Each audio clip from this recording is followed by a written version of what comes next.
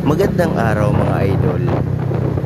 Ngayon maganda na ang sitwasyon ng trapiko dito sa aming lugar.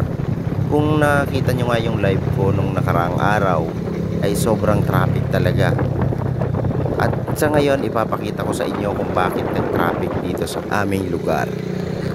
Ayan, at ipapasilip ko nga sa inyo kung bakit nag-traffic dito sa aming lugar. Ito yung ilalim ng kalsada na gumuho. At kung mapapansin nyo sa taas niyan ay nagmistulang dagat dahil nabarahan ang culvert dito sa lugar na ito. At dahil dyan sa naipong tubig na yan ay nagsasanhiyan ng masangsang na amoy. Sa ngayon makikita nating maganda ang daloy ng trapiko at hindi na ganoon ka-traffic katulad ng mga nakaraang araw dahil sa naandyan ang ating mga kapulisan para mag-assist ng traffic, at kahapon nga ay nandiyan pa ang HPG at ang LTO.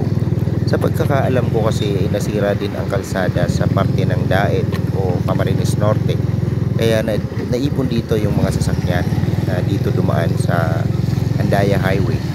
Kung mapapansin nyo mga idol, napakalalaki kasi ng lubak dito at sira-sirang kalsada. Dagdagan pa ng mga ginagawang kalsada at road widening.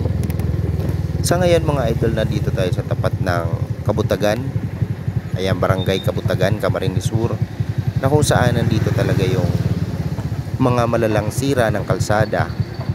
Ayan, kung mapapansin nyo mga idol, sa gilid niyan, putik-putik na nga yung gilid niyan. Gawa ng nung mag-traffic ng isang araw, dyan na dumadaan yung mga motorsiklo na sa kagustuhan na makauwi agad o makarating sa kanilang paroroonan, nagka-counterflow sila. Yung iba dito na sa gilid dumadaan. Ayan, kung mapapansin nyo, putik talaga yung daanan.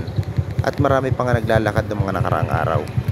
Sa puntong ito mga idol, natatraffic tayo dahil malapit tayo doon sa sirang kalsada. Ayan, ipapakita ko sa inyo. Ayan, nandito yung part na gumuho din. Hindi kalayuan doon sa pinanggalingan natin na gumuho. Ito ay under construction na.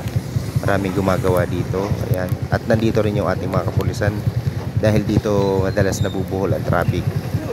Dahil sa iba ay hindi alam na one way dito, nagka-counterflow sila, na isa sa nagiging pangunahing dahilan ng traffic. Ayan, paalala ko lang mga idols, so mga hindi naman importante masyado ang inyong lakad, ay wag na lamang lumabas ng bahay na kung sakaling dadaan kayo dito sa part ng Kabutagan, at dahil maiinis lang kayo sa traffic. At paalala ko lang, magdala ng mahabang pasensya at malamig na ulo.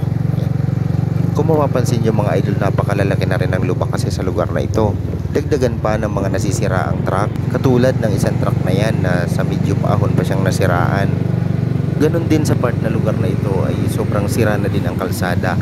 Medyo hindi nga lang halata sa ating camera, pero kung kayo ang makakasaksi dito mga idol, talaga namang mapapagod kayo sa biyahe dahil sa lubak-lubak na daan. Ayun, ipapaalala ko lang ulit mga idol, kung dadaan man kayo sa lugar na ito ay magbaon ng mahabang pasensya. Ayan, madaming pasensya. At siguradong kung maipit man kayo sa traffic, ay talaga namang iinit ang inyong mga ulo.